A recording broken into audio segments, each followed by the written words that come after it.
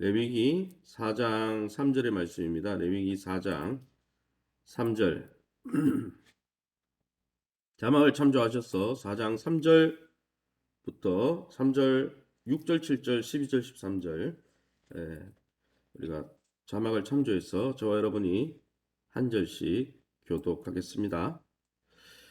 만일 3절입니다. 4장 3절 기름 부음을 받은 제사장이 범죄하여 백성의 허물이 되었으면 그가 범한 죄로 말미암아 흠없는 수송아지로 속죄 제물을 삼아 여호와께 드릴지니 6절입니다.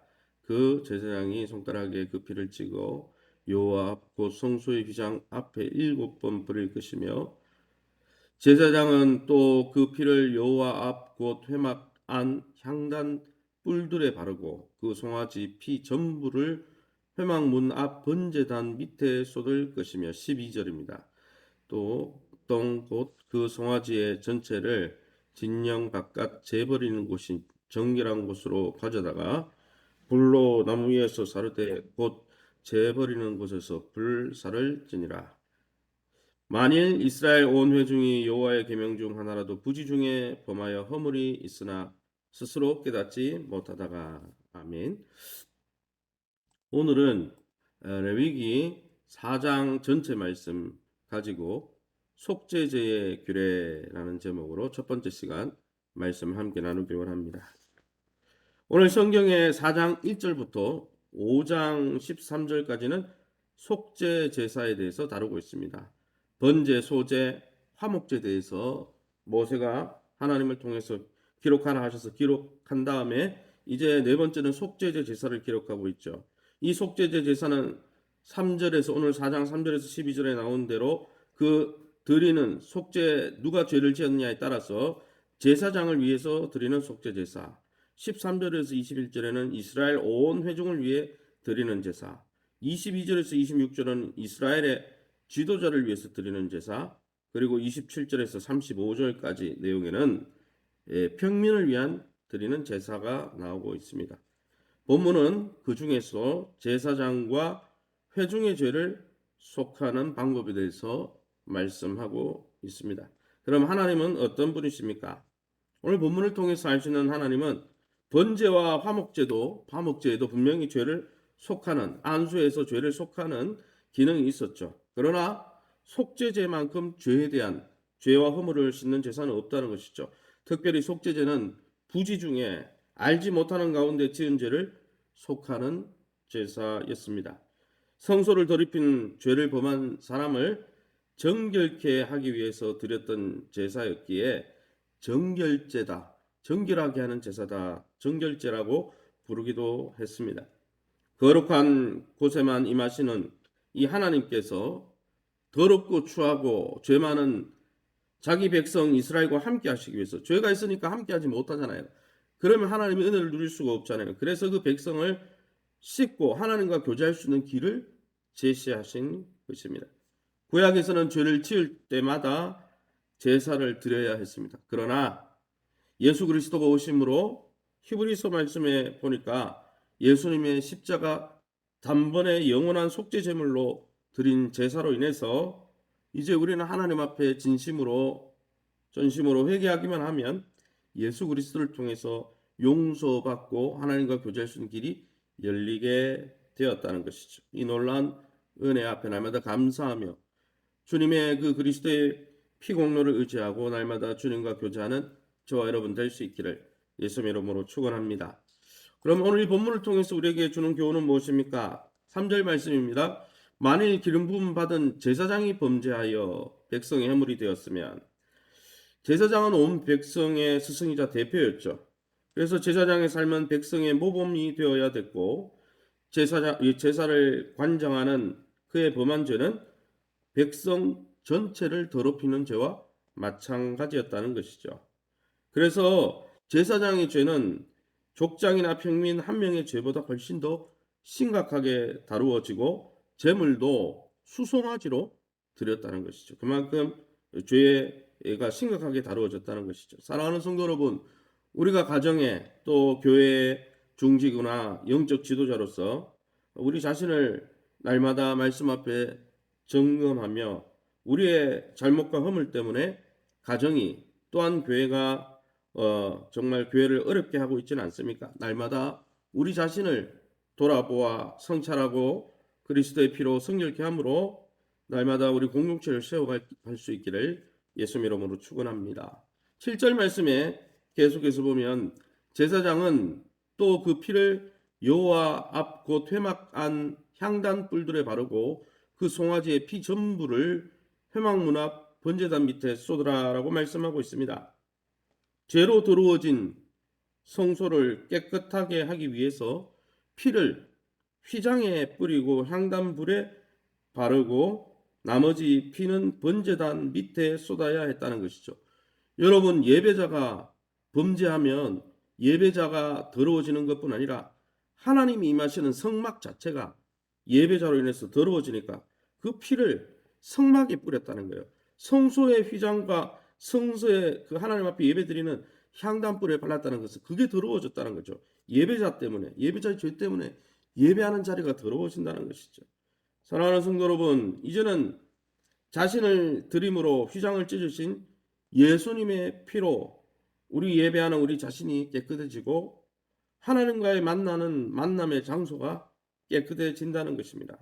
이제는 우리 몸이, 우리의 삶이 성소가 되고 성령의 전이 되었다 말씀하십니다. 그러기에 여러분, 우리가 우리 교회 예배 초소를 우리의 죄를 속함으로 정결케 할 뿐 아니라 정말 성소로 부름받은 우리의 삶과 인생을 날마다 하나님이 거하실 수 있는 정결한 초소로 예비하고 그리스도의 보혈로 날마다 씻어 정결케 하며 말씀과 기도 가운데 날마다 주의 뜻에 순종하는 거룩한 성소가 다 되시기를 예수님의 이름으로 축원합니다. 마지막에 12절 오늘 본문에 12절 말씀에 보니까 이렇게 되어 있습니다. 똥 곧 그 송아지의 전체를 진영 바깥 재버리는 곳인 정결한 곳으로 가져다가 불로 나무 위에서 사르되 곧 재버리는 곳에서 불사를 찌니라. 기름, 콩팥 등을 번제로 드린 후에 태워서 드린 후에 나머지 제물들은 어떻게 했느냐? 진 바깥 재버리는 곳에서, 그러니까 이 영내에서 나머지 제물을 버리면 안 되고 영 밖에, 성문 밖에 나가서 불살라 버려야 한다는 것이죠. 이것은 우리의 속죄 제물로, 속건 제물로 오신 예수님이 우리의 죄를 제거하기 위해서 영내 골고다 언덕에서 십자가 달리셔서 온갖 피를 다 쏟으시고, 그죠? 그리고 예루살렘 이 골고다 언덕이 이 성문 바깥에 있었죠. 제가 말을 잘못 설명했네요.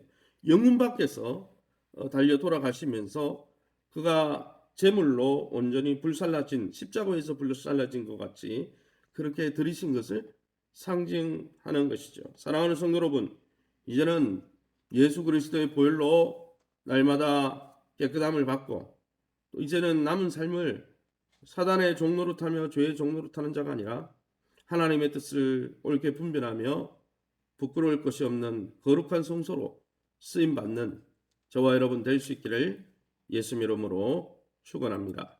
이 시간에 우리 합심해서 기도할 때 하나님께서 말씀을 통해 성령의 감동을 통해 죄를 드러내실 때 우리가 고집부리지 아니하고 날마다 즉시 예수 그리스도의 보혈 앞에 나가 회개하고 자복하고 죄로부터 돌아섬으로 날마다 하나님이 거하실 거룩한 성소로 세워지게 도와달라고, 우리 교회 공동체가 그러할 수 있도록 해달라고, 2022년 주님 품속에 거하며 회복과 변화를 경험하게 해달라고, 축복 신방 상담전도 제자훈련 사역이 활성화되고 이 모든 사역에 우리 성도님들이 마음과 뜻과 정성과 힘을 같이 하고 한 방향과 한 목표를 향해 같은 마음을 품고 달려갈 수 있도록 3월 9일에 있는 대선과 이 나라의 미래를 위해서 우리 합심해서 동성으로 기도합니다. 주여 하나님 아버지 네 감사합니다. 이 새벽에 속죄제사에 대해서 또 속죄제물로 오신 주님의 그 놀라운 사역에 대해서 알게 해주시니 감사합니다. 하나님이 우리와 함께하며 하나님이 주는 놀라운 복을 다 주고 싶지만은 우리가 날마다 하나님을 반역하고 하나님의 마음을 아프게 하므로 하나님 그 죄악 때문에 함께할 수 없기에 주님께서 친히 그 죄악을 사함받고 하나님의 은혜를 누릴 수 있도록 길을 열어주셔서 감사합니다. 날마다 속죄 제물로 오신 주님의 십자가 앞에 나아가 죄를 깨달을 때마다 회개하고 자복하고 죄를 미워하고 하나님 주님의 거룩한 성소로 날마다 새로워질 수 있도록 주 성령께서 함께 하시고 하늘 보좌 우편에서 우리의 죄를 위해서 대신 아버지 대속하시는 대제한 계신 주님의 그 은혜와 긍휼로 날마다 우리의 심령이 새로워지게 도와주시고 이제는 남은 삶을 주님의 뜻을 위해서 살아갈 수 있도록 지혜와 계시의 성령으로 깨닫게 하시고 말씀에 순종할 수 있도록 우리의 생명이 날마다 부드러워질 수 있도록 주님 긍휼을 베풀어 주옵소서. 2020년 주님 품속 안에 거하며 주님 품속 같은 교회 공동체를 통해서 교회 공동체를 중심으로 회복되어지고 변화를 경험하는 우리 귀한 성도들 다 될 수 있게 인도해 주시고 2020년은 함께하고 있는 우리 축복신방 상담전조 제자훈련을 통해서 우리 귀한 하나님의 사람들 하나님 영적 지도자와 마음을 같이 해서 하나님 지도자를 통해 교회를 통해 부으시는 놀라운 은혜 동참하는 은혜를 누리는 복된 성도들이 다 될 수 있도록 은혜를 베풀어 주옵소서. 2020년 대선 앞두고 있습니다. 3월 9일 대선 하나님 잘 분별하게 도와주시되 하나님 성경적 가치를 존중하며 자유민주주의 원칙을 존중하는 지도자를 뽑게 도와주시고 우리에게 영적 분별력을 주셔서 우리가 신앙생활을 평강 가운데 하나님 그리스도의 평강 가운데 행할 수 있도록 좋은 지도자가 뽑혀질 수 있도록 긍휼을 베풀어 주시옵소서. 이 새벽에 주의 보좌 앞에 나와 기도하는 귀한 성도님들을 하나님께서 하나님의 은혜의 날개로 품어주시고 주의 사랑 가운데 회복되어 주시도록 축복해 주시옵소서. 감사하며 예수 이름으로 기도합니다. 아멘. 하늘에 계신 우리 아버지여 이름이 거룩히 여김을 받으시오. 나라의 임하옵시며 뜻이 하늘에서 이룬 것 같이 땅에서도 이루어지이다. 오늘날 우리에게 일용할 양식을 주옵시고 우리가 우리에게 죄진 자를 사하여 준 것 같이 우리 죄를 사하여 주옵시고 우리를 시험에 들게 하지 마옵시고 다만 악에서 구하옵소서. 대개 나라와 군세 영광이 아버지께 영원히 싸움나이다. 아멘. 오늘은 8시 30분에 우리 곧 2층에서 금요 성령 예배가 있습니다.